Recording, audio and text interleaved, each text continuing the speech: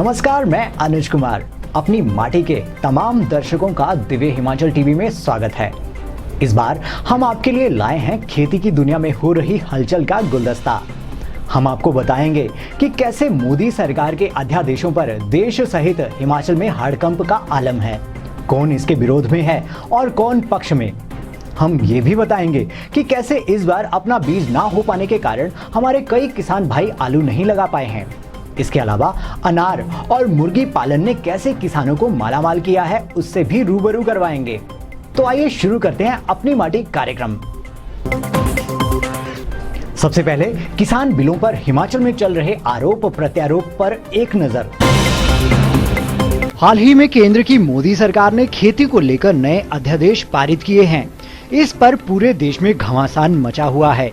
भाजपा से जुड़े लोग जहां इन बिलों को किसान के हक में बता रहे हैं, वहीं किसानों का एक बड़ा वर्ग इनके खिलाफ हो गया है। इसके अलावा प्रमुख विपक्षी पार्टी कांग्रेस भी इन बिलों को किसान विरोधी बता रहे हैं। हिमाचल में भी इन बिलों पर तीखी बहस का दौर है। इसी के चलते अपनी माटी टीम ने पंचायती राज मंत्री से जयराम सरकार का स्टैंड जानने का प्रयास किया। उन्होंने इन बिलों को किसानों के हक में बताया। कांग्रेस और पूरा विपक्ष जो है वो आज किसानों को गुमराह करने में जो है वो लगे हुए हैं। आज उनको देश हित और किसान का हित जो है वो नहीं दिखता है।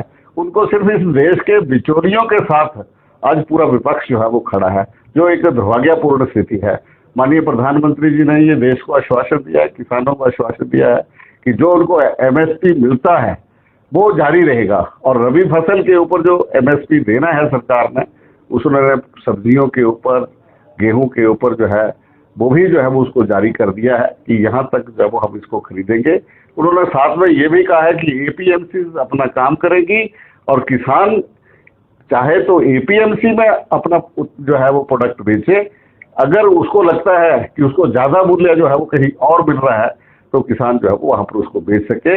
ये जो विरोध है ये अनावश्यक है। हिमाचल प्रदेश की सरकार, हिमाचल प्रदेश का किसान पूरी तरह से नरेंद्र मोदी जी और केंद्र सरकार के साथ खड़ा है। अपनी माटी टीम ने किसान बहुल इलाके शाहपुर से कांग्रेस के प्रमुख नेता केवल पठानिया से बात की। पठानिया ने भाजपा के दावों को सिरे से खारिज करते हुए इन बिलों को किसानों का दुश्मन करार दिया। वर्तमान केंद्र सरकार द्वारा जो किसानों के लिए जो ये बिल लाया है लोकसभा राज्यसभा के अंदर, ये किसान विरोधी है और कांग्रेस पार्टी इसका पुरजोर जो है विरोध करती है। अब एक तो कोविड-19 जैसे महामारी में किसान पहले ही कर्ज के तले दबा हुआ था, लेकिन ये काला कानून जो देश के अंदर आया, इससे किसानों की और आत्महत्याएं होंगी। कांग्रेस पार्टी जो है किसानों के साथ कंधे से कंधा मिलाकर खड़ी है और हम तब तक संघर्ष करेंगे जब तक इस काले कानून को जो है वर्तमान केंद्र सरकार जो है वो निरस्त नहीं करती। और कांग्रेस पार्टी का पूरा समर्थन जो है वो आम किसानों के लिए। मैं कहूँगा हिमाचल जैसे प्रदेश में तो किसानों की पहले ही दुर्दशा थी। इस काले कानून से अब किसानों का जो है वो जीना हराम हो जाएगा, क्योंकि इन्होंने हमारे एपीएमसी, हमारी फूड कॉरपोरेशन ऑफ इंडिया, जिससे कि किसानों को न्यूनतम मूल्य मिलता था, जिसको कहते हैं एमएसपी, मिनिमम सपोर्ट प्राइस, उसको भी इन्होंने ख़त्म कर दिया। इससे कि जो है हिमाचल के किसानों का जो है, मैं कहता हूँ आने वाले समय में हिमाचल के किसानों की बहुत दुर्दशा होने वाली है। उस काले कानून का कांग्रेस पार्टी जो है वो बिल्कुल विरोध करेगी और सड़कों पे उतरेगी और चक्का जाम करेगी। तब तक चक्का जाम करेगी जब तक इस काले कानून को वो निरस्त नहीं कर देते। दूसरी ओर राजीव गांधी पंचायती राज मंत्री संगठन ने भी इन बिलों को खारिज किया है। संगठन के प्रदेश संयोजक दीपक राठौर ने भाजपा को जमकर फटकार लगाई है। राजीव गांधी पंचायती राज संगठन हिमाचल प्रदेश वर्तमान में मोदी सरकार द्वारा एक ऐसा निर्णय लिए जाने पर जो किसानों के हित में है, उसका पूरे जोर से विरोध करता है। हिमाचल प्रदेश के संदर्भ में अगर हम अभी की ताज़ा बात करें, जैसे ही अदानी ग्रुप ने सेब का रेट खोला, पूरी जो मंडी थी सेब की वो ध्वस्त हो गई और 1000 से 1500 रुपये का पर पेटी नुकसान बागवानों को उठाना पड़ा। ठीक उसी तरह से इस विधेयक के पास हो जाने पर किसानों को इसी तरह से नुकसान उठाना पड़ेगा, और ना तो किसानों के पास मिनिमम सपोर्ट प्राइस, न्यूनतम समर्थन मूल्य की इस एक्ट में कोई प्रोविज़न है, और ना ही ऐसी स्थिति में अगर कोई डिस्प्यूट पैदा होता है, उस डिस्प्यूट को सॉल्व करने के लिए कोर्ट तक जाने की परमिशन इस एक्ट के तहत नहीं रहने वाली है, इस अध्यादेश के तहत नहीं रहने वाली है। ऐसे समय में मैं भारत सरकार से निवेदन करना चाहूँगा कि वो इस बिल को वापस ले। हिंदुस्तान के किसानों को, जो हमारे पूरे भारत को पोषित करता है, उनको अन्न उपलब्ध करता है, उसकी रीढ़ की हड्डी को वो ना तोड़े, उसके पक्ष में रहे, ना कि उसके विपक्ष में जाकर बात करे।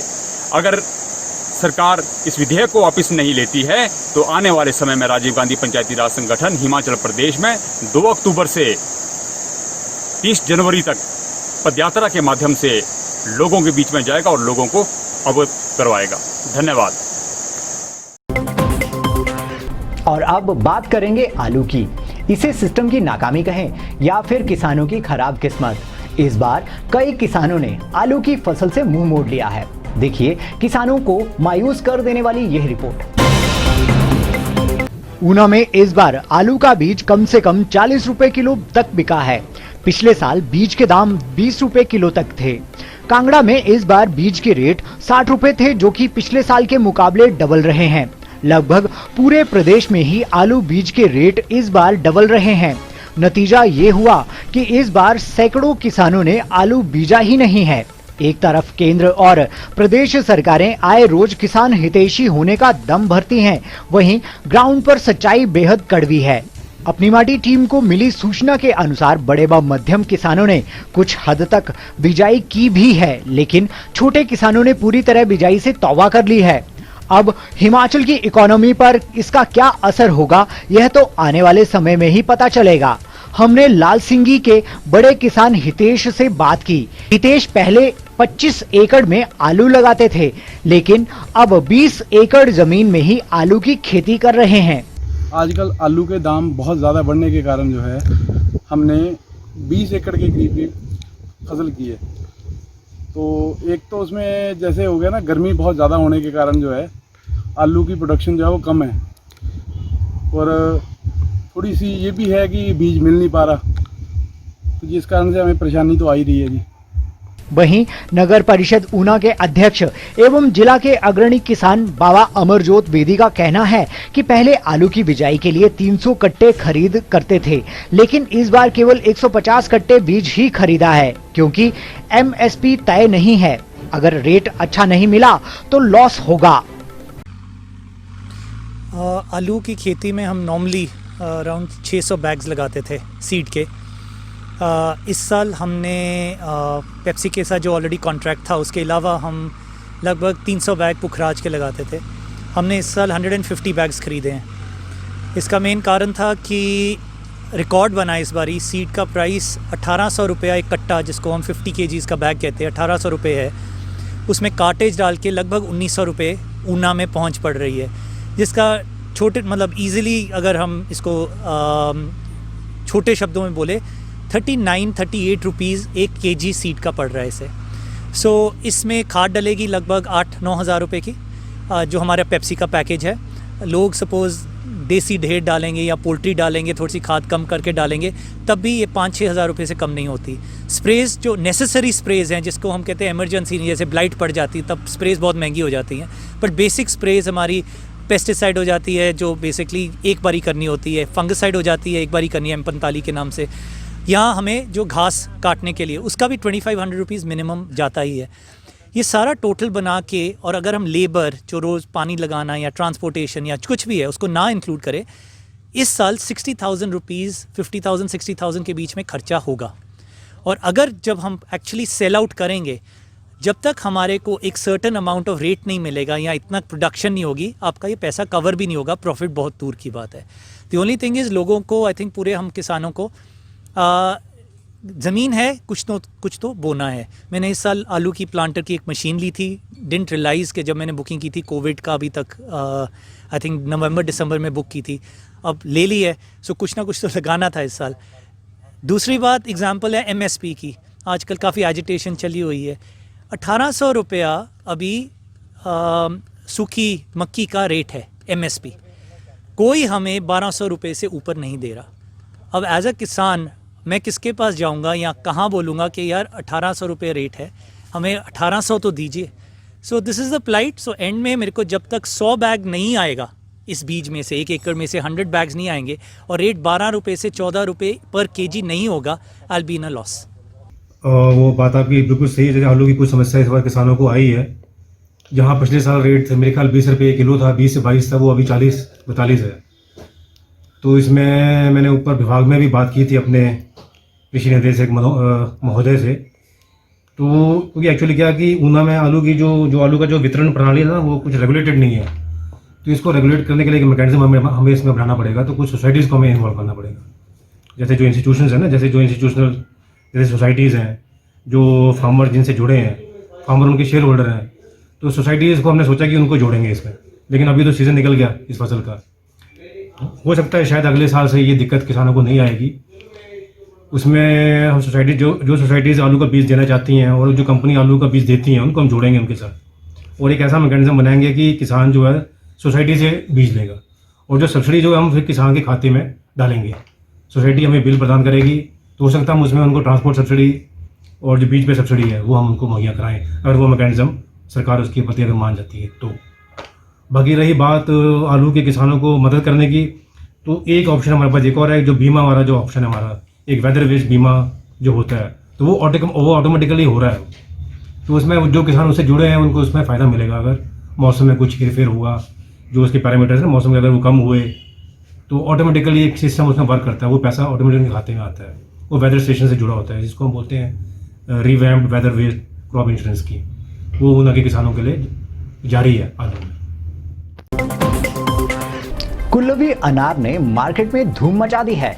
घाटी में इस बार अनार की फसल कम है, इसी बीच अनार के अब दाम भी अच्छे मिल रहे हैं। फल मंडियों में कुल्लवी अनार ने धूम मचा दी है। कुछ दिन पहले तक मंडियों में अनार 50 रुपए किलो तक बिक रहा था, जो अब 120 रुपए किलो तक जा पहुंचा है। ऐसे में बागवानों के चेहरे खिल गए हैं। बागवानों को उम्मीद है कि कोविड और सरकार की लचर नीतियों से हो रहे नुकसान की भरपाई कुछ हद तक अनार कर देगा। गौर रहे कि जिला की रूपी घाटी का अनार लोगों द्वारा खूब पसंद किया जाता है। अपनी माटी टीम को मिली सूचना के अनुसार भुंतर सब्जी मंडी में कंधारी और मृदुला किस्मों की आवक तेज होने लगी है। अर्थशास्त्रियों का मानना है कि प्रोडक्शन कम होने से भी दामों में इजाफा हुआ है। कुछ बागवानों ने बताया कि कोरोना काल और इससे पहले विभाग व सरकार की लचर नीतियों के चलते उन्हें भारी नुकसान हुआ था। ऐसे में वे उम्मीद कर रहे हैं कि आने वाले दिनों में उनका घाटा कुछ हद तक पूरा हो जाएगा। देखिए, जहाँ तक सेब का सीजन है, सेब का सीजन लगभग 70% खत्म हो चुका है, 30-40% सेब बचता है। ना ही सेब के सीजन में मुझे नहीं लगता कि कोई दिक्कत आ रही है। अनार का सीजन अभी शुरू है। अनार के मुझे लगता है कि जैसे आजकल के दामों के हिसाब से किसानों को जो है गंधारी के रेट 50 रुपये से लेकर 70-80 रुपये तक मिल रहे हैं, और जो हमारा सिंदूरी चलता है अभी थोड़ा लेट है। मुझे लगता है कि जिस हिसाब से अनार की डिमांड आगे है, उस हिसाब से अनारों के अच्छे दाम मिलने की संभावना है। तो अब सेब क्या आ रहा है, वो क्या जा रहा है? सेब जो आज की डेट में दिल्ली मंडियों के जो सेब का उठाव नहीं है, कश्मीर भी चल पड़ा है, उसकी वजह से सेब का जो अच्छे माल जो है सेब 50 रुपये तक के रेट में बिक रहा है, और जो नीचे जो हल्के सेब है 20-35 रुपये तक। ये जो सरकार ने अभी कोरोना की तरफ जो ये कर दिए कि ना कोई पास चाहिए या कुछ चाहिए, उन किसानों के लिए अब अच्छा है कि क्या? देखिए, जहाँ तक हमारी सोच है, ये सरकार का निर्णय हमें सबको मानना पड़ेगा, मगर अगर सोचा जाए तो ये जो निर्णय है जहाँ तक है बहुत गलत निर्णय है सरकार का, क्योंकि इसमें जो भी व्यापारी बिना क्वारंटाइन बिना चेकअप करके मंडी के अंदर आएगा, दुर्भाग्यपूर्ण अगर वो कोरोना पॉजिटिव हो तो वो बीमारी लगभग मंडी तक ही नहीं, लगभग हमारे गांव तक जाएगी, पूरे गांव तक जाएगी। जहां तक सरकार का निर्णय है वो हमें स्वीकार करना पड़ेगा, मगर ये निर्णय मुझे लगता है कि ये गलत निर्णय लिया है सरकार द्वारा। सरकारी योजनाओं की समय पर जानकारी मिल जाए तो लोगों को इनसे बड़ा फायदा हो सकता है। आइए देखते हैं मंडी जिला के टिहरा में मुर्गी पालन के जरिए ग्रामीण कैसे अच्छी कमाई कर रहे हैं। पशुपालन विभाग द्वारा अनुसूचित जाति वर्ग के बेरोजगारों को इस योजना के तहत 200 मुर्गी मुर्गे फ्री दिए जाते हैं।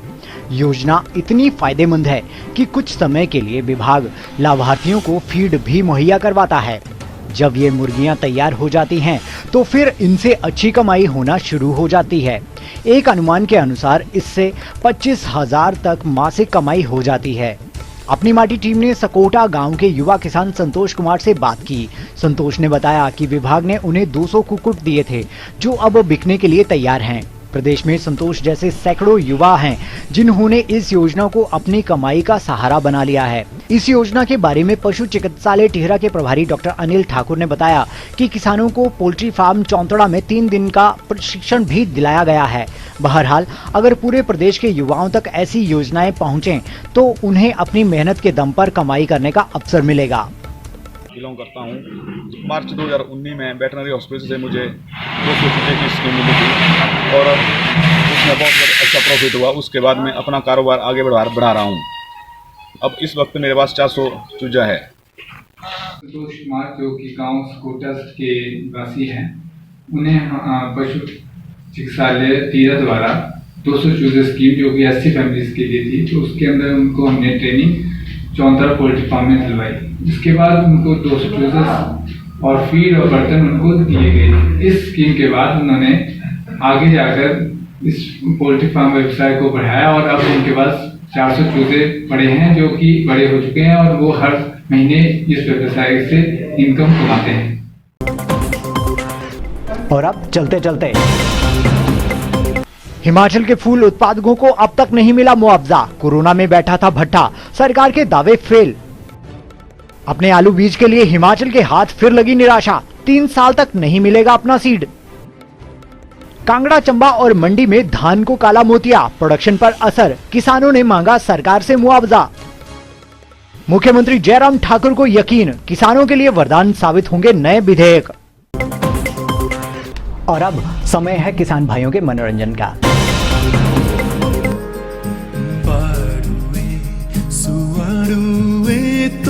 कजो झांकदी झाका कजो मार दी, दो हाथ बुटेड़ा दे लायो फुलमो गल्ला होई बीतिया।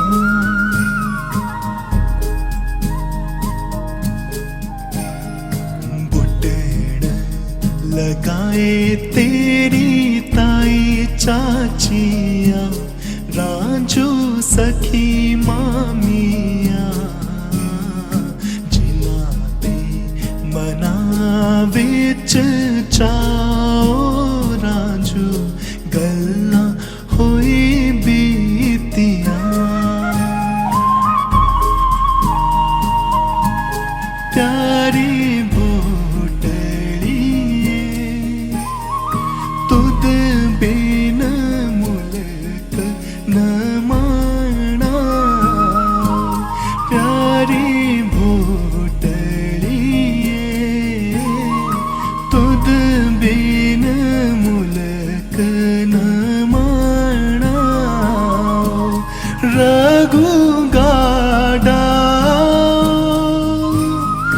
चली पोया दूर पर देसा, रघु गाड़ा नंगे पैर जोत किया लाना। प्यारी भोटड़ी तिजो नोई चपली ले दे।